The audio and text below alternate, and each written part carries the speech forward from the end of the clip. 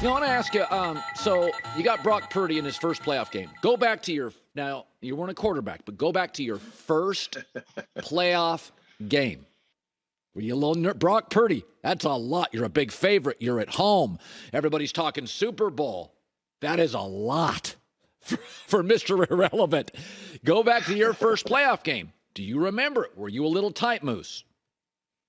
No, not at all. In Chicago, excited, not tight. Confident in our prep that week. The one that I always remember is our first Super Bowl. And we were there against the Buffalo Bills, and it was their third consecutive at the time. And we were on the sideline with all the pregame ceremonies, and then the flyby goes over the top of the stadium. Our sideline erupted. I mean, we were so excited. There was so much energy, and we looked across the field, and it was ho-hum. You know, we've been here. Yeah. No big deal. So I think that emotion that we brought in as the inexperienced team was actually a plus for us. And so every time people talk about playoff experience, I said, you always have to look at it from that other perspective too.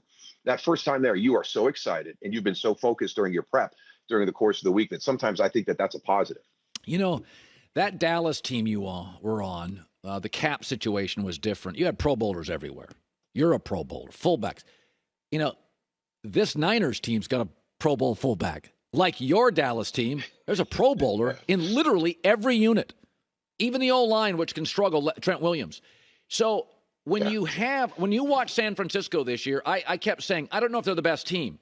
That's the best roster because they're not reliant, Moose. I don't think they're reliant like your Cowboys. I mean, Troy Aikman had to play pretty well, but they're not reliant on anything or anybody. When you watched all these NFC teams this year, did you feel like they were a cut above in terms of talent? I thought Philadelphia was that team. We had them through the Giants game. You know, we had them that Giants game, kind of that last real dominating performance before the injuries hit them. And I felt that way about Philadelphia. Philadelphia, if you're going to go up against Philadelphia in the playoffs, you're going to have to play a near perfect game and maybe have to have a little bit of help from Philadelphia.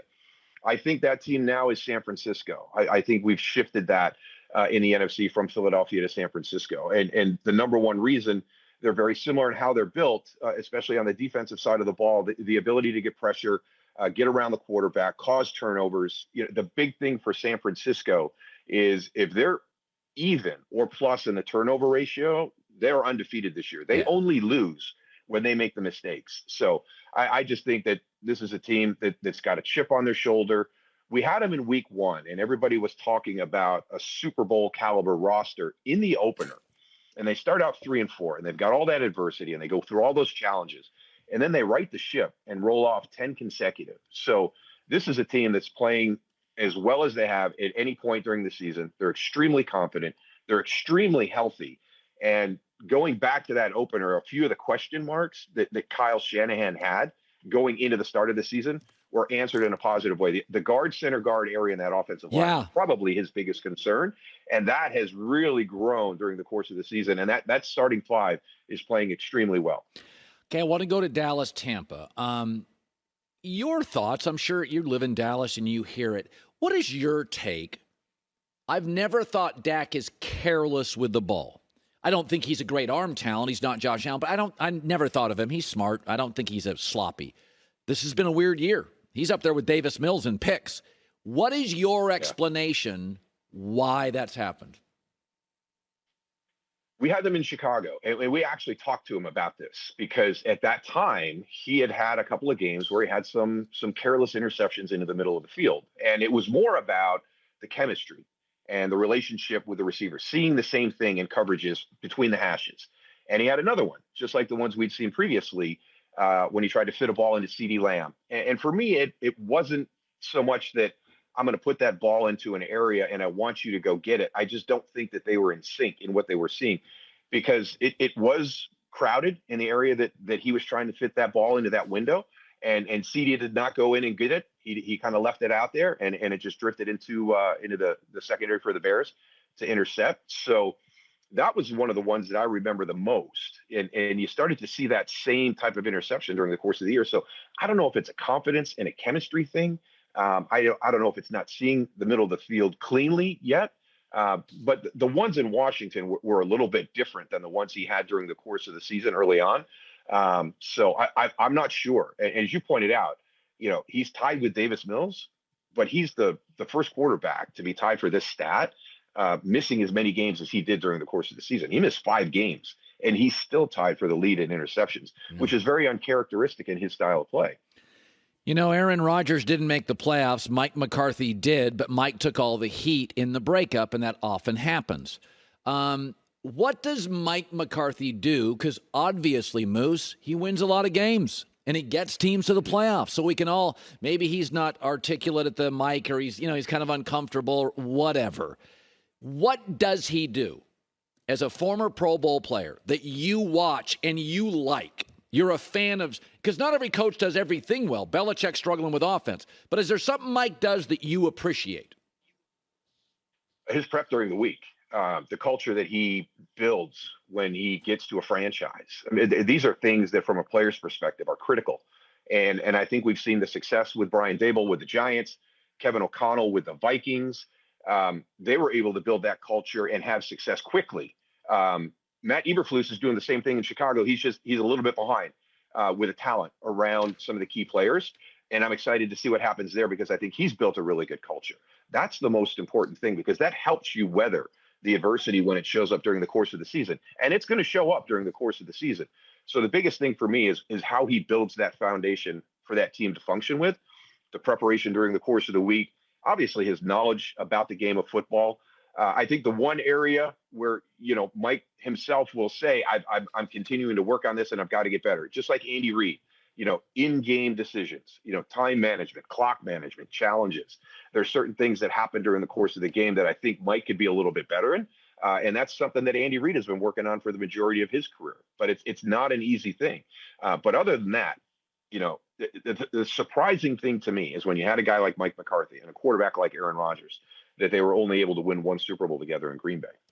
So Giants, Vikings, they played, a lot of these playoff teams have played earlier. And, my initial feeling was, man, this is a really good matchup for the Giants. I've watched a lot of Viking games this year, and they get into bad spots with their run defense where they just don't defend it. They don't have the whatever it is personnel, and they start getting into a situation where they give up chunk yards and chunk yards and chunk yards. Dallas did it against them, Green Bay, and I could see the Giants doing that. But New York does have some limitations offensively. In your history in the NFL, the Giants, it's certainly possible they're a better story than they are currently a team. Because it's a fun story. Daboll's saved the franchise, right? What do you make of the Giants as a playoff team, Moose? They should just be thrilled to be there, because, we had them several times early in the season. And if you were to ask me week 5, week 6, are the Giants playoff caliber? I would have told you no. They were definitely trending in the right direction, but to get to the NFC playoffs, I just did not see that with this team. The improvement with Daniel Jones this year, not turning the football over, has been huge. That's been a huge plus for him. Kayvon Thibodeau, his emergence at the end of the season, kind of waiting for that. And maybe that's with Martindale, kind of just getting all those pieces together. But the Giants playing their best football, down the stretch. And that's what you want to do. But I had no indication that this was a playoff caliber team, and we had them early in the year. So I'm really happy for what Brian Daboll's been able to accomplish. As you say, he's resurrected one of the better franchises in the NFL, which is good for everybody. When the Giants are playing well, it's good for everybody. So I'm excited about that. I'm excited to see what this team does, because I'm sure they feel they let that game in Minnesota slip through their fingers first time around. And there's going to be good motivation there, not based on, hey, we lost, let's get some revenge, as opposed to looking at it from, what did we do wrong? How come we couldn't finish that game? And that's the one thing with Minnesota that is just mind-boggling to me. As a first-year team, with Kevin O'Connell as your new head coach, how do you find a way to win all these one-score games week after week after week? I mean, it's absolutely amazing. So I think we're going to see another one of those games, and it wouldn't surprise me to see Brian Daboll maybe pull it out this time. Finally, Mike Williams won't play. Got dinged up in a meaningless game at the end. There's great reservation by many that he played. Belichick plays his guys. Other coaches don't.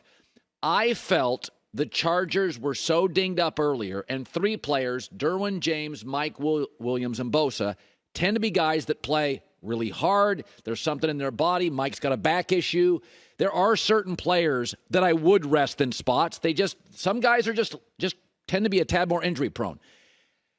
This could be a game changer for the Chargers. What is your theory on that last regular season week, playing guys and not playing them? What's your belief system here? We were fortunate in Dallas. We always had something to play for that last game of the regular season, where there was usually something on the line, whether it was, home field advantage, whether it was, a better seating, there was just something there. Very rarely did we have the opportunity that we didn't need our starters out there. Now, we did sit Troy and Michael and Emmett on a number of occasions, and that was fine. But Jimmy was really big at kind of keeping the offensive line, myself, the tight ends out there, during the course of that game. And it was something that I thought Brian Daboll was going to do. I really thought going into Philly, getting to the playoffs and really having that be kind of, an extra accomplishment in year one. I was surprised that they didn't play more of their guys at that point. But you have the reservation. You're always going to be able to find that Mike Williams story that's going to scare every coach and be afraid to have that happen again. So for me, I don't want to lose any momentum. I don't want to go into the playoffs on a loss, and it's really hard. I think you have to look at it. I think you make a great point. If you've got players on your roster that seem to be more injury, I don't want to say injury prone, but it's harder for them to stay healthy year round, then I definitely would take a long, hard look at making sure those guys maybe don't play when they don't have to. Yeah, Mike's had some back issues. He's a remarkable player. I mean, just a tremendously difficult matchup. Moose, it's great seeing you. As always, love your work. Appreciate you taking time for us. You're a busy guy, and thanks again. Hi, everybody. Thanks for watching. Subscribe here to get the latest from the show. Also, be sure to check out more of the best clips from The Herd or go watch a few segments from other shows on FS1.